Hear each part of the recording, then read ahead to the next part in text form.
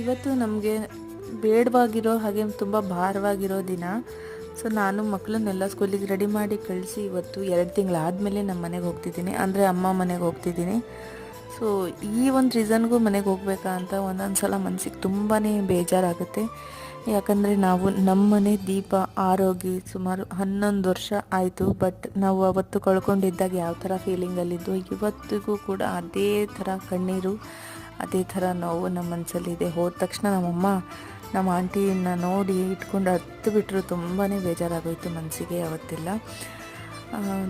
ಪ್ರತಿ ವರ್ಷವೂ ಇದೇ ಥರ ಆಗ್ತಾ ಇರುತ್ತೆ. ಬಟ್ ಅಷ್ಟೊಂದು ವರ್ಷದಿಂದ ವರ್ಷಕ್ಕೆ ನಮ್ಮ ಸಂಕಟ, ನೋವು, ದುಃಖ ಎಲ್ಲ, ಅಳು ಎಲ್ಲ ತುಂಬಾ ಜಾಸ್ತಿ ಆಗ್ತಾ ಹೋಗ್ತಾ ಇತ್ತು. ನಾನು ವ್ಲಾಗರ್ ಆಗಿರೋದ್ರಿಂದ ಇವತ್ತೆಲ್ಲ ನಾಳೆ ಈ ವಿಷಯ ಗೊತ್ತೇ ಆಗುತ್ತೆ. ಸುಮ್ಮನೆ ಯಾಕೆ ಹೈಡ್ ಮಾಡೋದು ಅಂತ ಹೇಳಿ ನಾನು ನಿಮ್ಮ ಜೊತೆಗೂ ಕೂಡ ಶೇರ್ ಮಾಡ್ಕೋತಾ ಇದ್ದೀನಿ. Thank you for watching my videos. Thank you.